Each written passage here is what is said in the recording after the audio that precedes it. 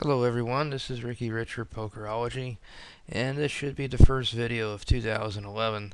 As you can see, we've kind of stepped up the appearance of the replayer. We've got our own Pokerology.com replayer skin here, and taking it out for a test run here, I guess, in a sense. I'm going to do a video on how some of these multi-table Super Turbo tournaments kind of work out. I don't think a whole lot of people have done anything on these. Something I like to play. These are the on-demand sit and goes that they have on Full Tilt now. They used to be 6-table sit and goes, 54-man.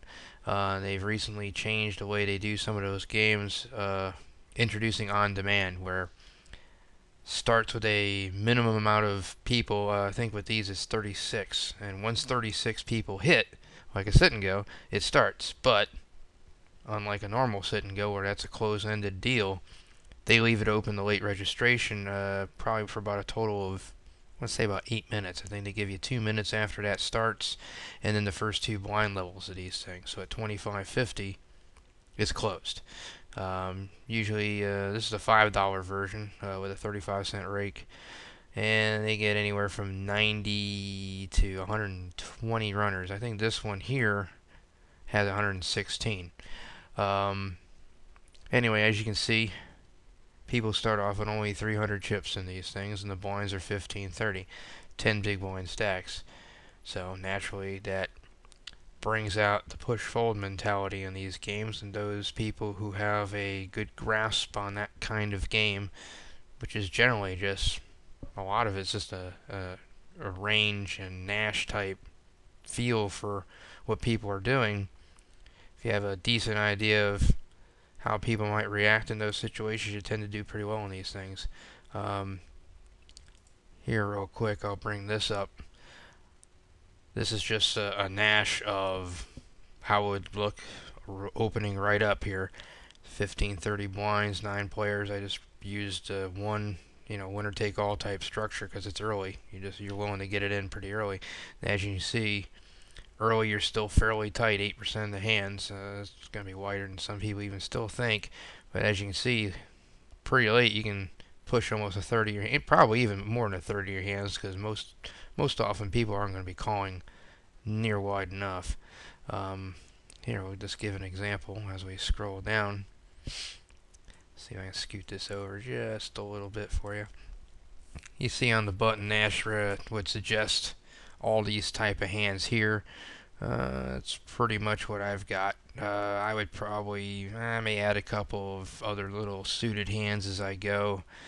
But for the most part, that's pretty much what's in my head. I pretty much go with this. Maybe occasionally I'll go, King 9 or something, just if I feel they're a tight player. But as you'll maybe see, I'd have to look at it again.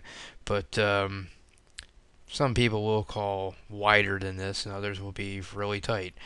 You'll see Jack 10 show up as a call, even with an earlier shove, is because they see it's suited or something. They'll still go Jack 10, or with some of these earlier shoves, say where you see here a lot of the calling ranges are almost always 9s and Ace King, that or better. You'll still see 3s call and King 10 suited call. I mean, some people just have no idea of. They know they need to do something, they just don't know exactly when to do it. And that's what makes these things great. Anyhow, we're going to go ahead through this, see what happens. Maybe a lot of hands I just skip over because it's really only mostly pre-flop decisions. That's really what the game is about. So someone like me, who I have done some work with pre-flop and Nash, and my game kind of, that's one of my strengths, I guess, overall.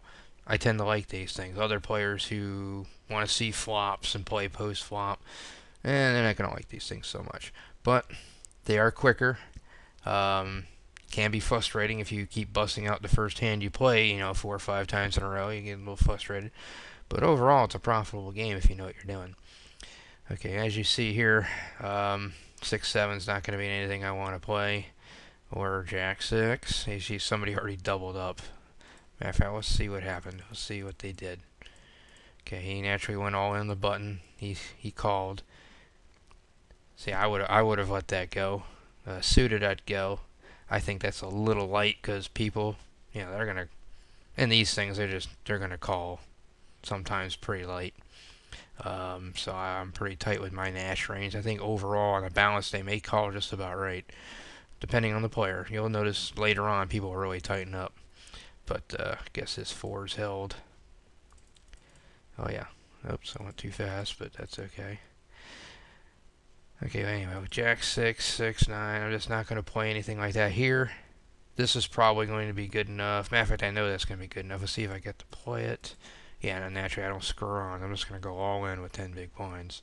Or 10 big blind effective stacks behind me usually too. Even 11 or 12 big blinds, I'm going to go ahead and a lot of times just get it all in. I'm not even going to mess with it. Let's see, I get called, and as you can see, I get called by Queen Jack, even though I went from a fairly early position. And I managed to hold up. So that's an early double, which is always useful. Okay, 8-5, not going to be any good. Ace Jack, that I see the blinds have already gone up. I believe it's 3 minutes with these things. 3 minutes. Every 3 minutes they go up, so they go up relatively quickly. So you need to get it in.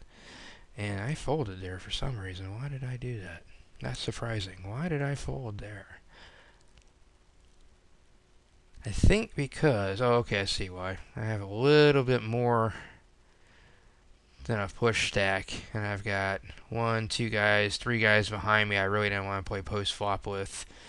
I didn't want to be forced to call with ace jack. That's why I folded. Okay. If I have 400 and something chips, I'm going to shove it. But here I just felt go ahead and not worry about it because of the size of the stacks I have, and especially the small blind behind me here.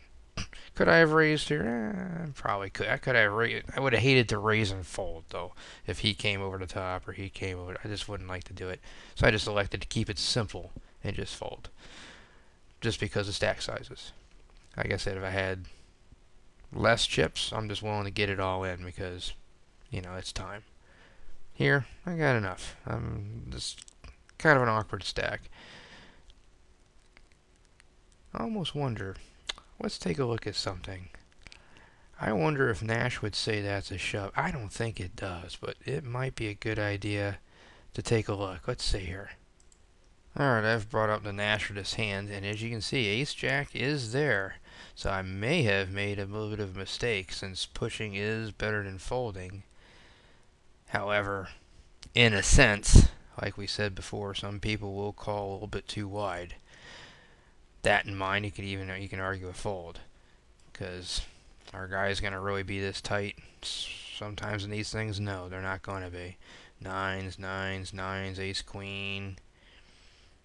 We saw before where a guy called with fours, another guy called with ace, queen, jack. So, considering some of the hands they're calling with, that's probably a mixed bag, because, I'm behind fours technically, but I'm going to be ahead of queen, jack. It's close, but I went cautious. I don't really mind that, to be honest. In these things, I don't mind that at all.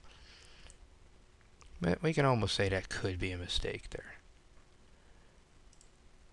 Okay, looks like I got moved. I'm up here now. See? Let's see. 5, 10, 4, 8. So here, I would push. I'm probably raising here. Yeah, I'm raising here. Probably intending, I would intend to fold to this guy. But I'll call anybody else just because of stack sizes. See, he flatted me. That's about the worst thing that could have happened. Oh, and so did he. And that's a wonderful flop. But we're going to take our shot at it. If he goes, I'm out. I've got nothing to build on. And that is ugly. That is one of the rare post-flop things you have to deal with here. But that guy going made things tough. Well, so what happens? We get dealt jacks. And as you can see, we're already at 25.50. We're all in. Game's closed at 25.50, so we have our 116 players. I'm going to go ahead and get it in. As you see, I just took it down. It's alright, though. Alright. Let's see. What happens on this hand? Anything? Okay. 370. You'll see guys call with this type of hand because, oh, you know, I'm connected, I'm suited, I need chips, let's go. No, it's not time. Calling hand, it's not. Yeah, it's a pushing hand. I'd push with this just about anywhere on the table, but I'm not going to call with it here. So I'll let that go. Let's see if it gets to me here. No, it doesn't. See. Here you go. There's a... Now he goes 3x. I don't know what that really means. Let's see if we get to find out. Oh, we have no idea. Don't know what Juju's doing. Where he shoved before, but then went 3x there. Don't know what the difference is. Probably the 3x. I'm guessing the 3x is a hand he's hoping to get a call with. But don't know. Oops. Let's go back here. As you see, I folded queen 6. That may have been a mistake. That's close. King 6 I'm going. I just don't know if queen 6 is enough here. It might be. Don't really like it there. Especially when this guy being so short. And this guy's kind of desperate too. I tend to tighten up when that happens. Especially when it's early. Now if this was right on the bubble, might be a different story. But it's early enough yet. The bubble won't come for a little while. I will go here. That's enough. Heck, I'd go probably anywhere on the table with that hand right there. It's connected enough. I know, you know, Jack's not as high as a queen, but there I go. I'm all in there. Got called by Lars. See if I win the race. Yep, I win the race. And you're going to have to win several races to get deep in these things. Say Jack 5, no good. This is, right here, Queen 8 suited, I'd go, but not from what I call center position. This is the hijack. I'll fold that. Let's see what happens. Let's see what he waited for. Oh, jacks, of course. Good for him. Okay. Ace 5 offsuit. I am passing here, especially when that guy beat me to it. Ace 10 on the other hand. That's a different story. I'm going to go there. Again, I know, minute difference being suited and not suited. Remember I folded ace jack before, but I'm shoving ace 10.